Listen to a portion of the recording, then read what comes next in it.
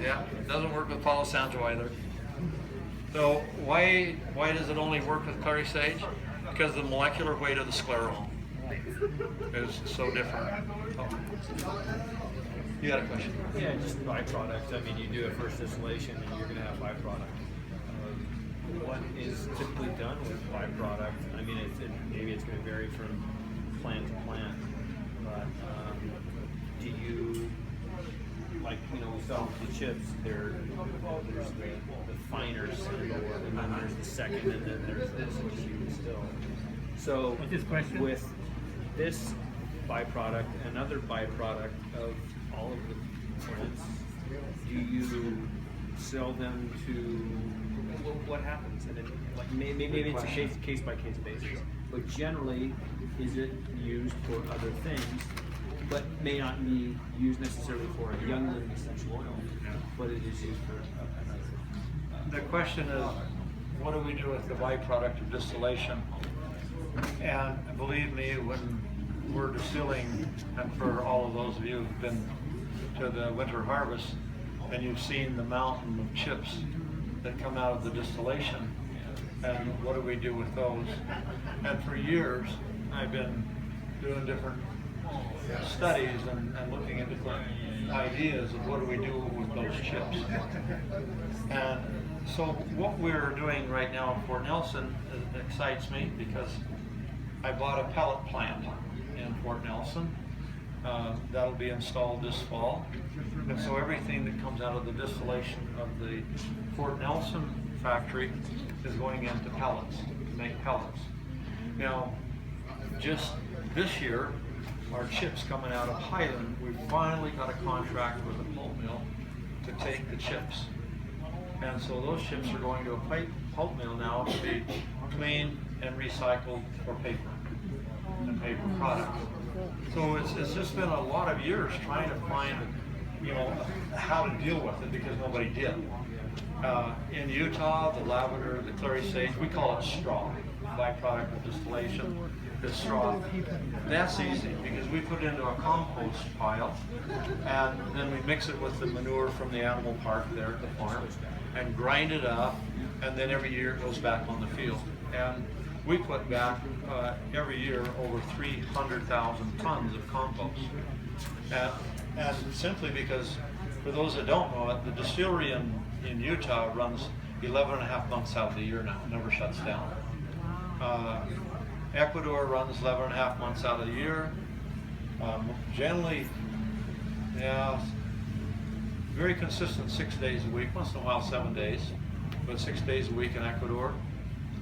Fort Nelson, this year we're still distilling in Fort Nelson. It'll be shutting down. It could shut down any day.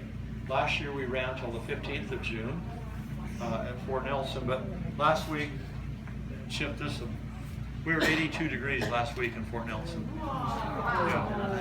And actually, we were exactly 40 degrees warmer there than Salt Lake City.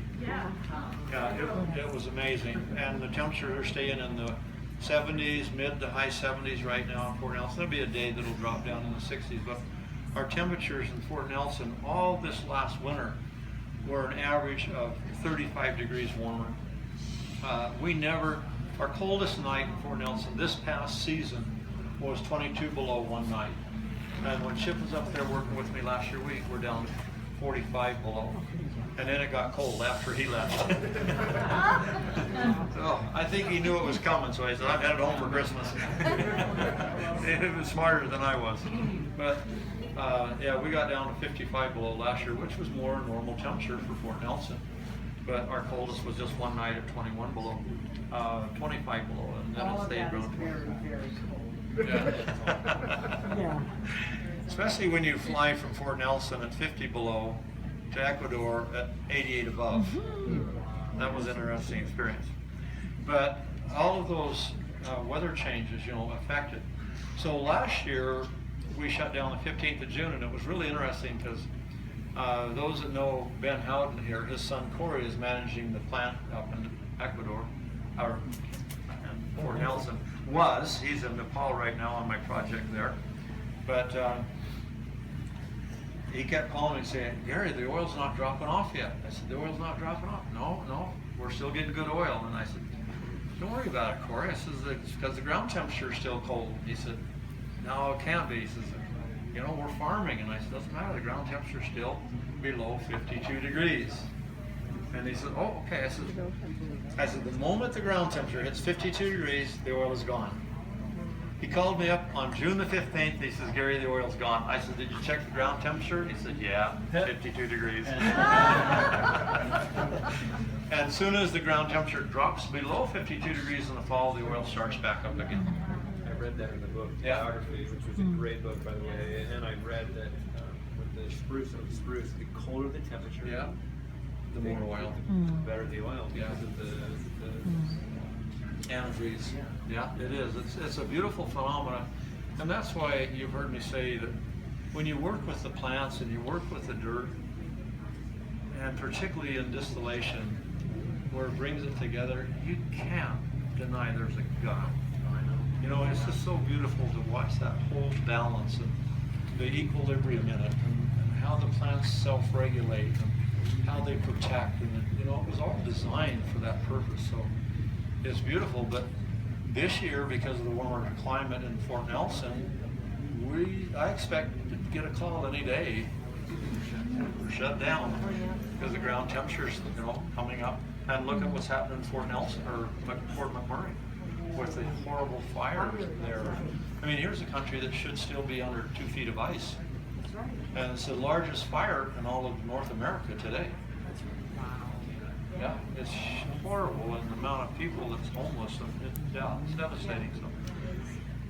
And it's burning up thousands and thousands of acres of black spruce.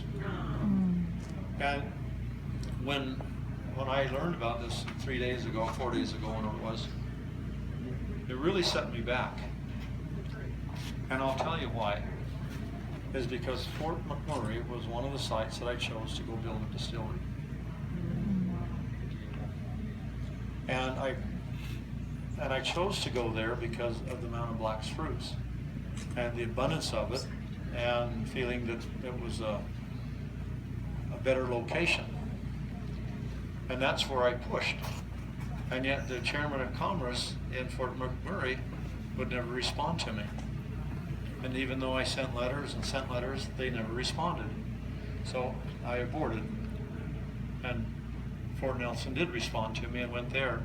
And I kept wondering, why the Chamber of Commerce never responded to me? It's a mysterious way. See, Isn't it? you were protected. And I just got goosebumps when I heard about it. Yes. That if I'd built the distillery there, it would be gone. That's right. And no trees even afterwards, because they're burned up. So, you know, God really takes care of us. He really takes care of us, and it's just beautiful. Next question.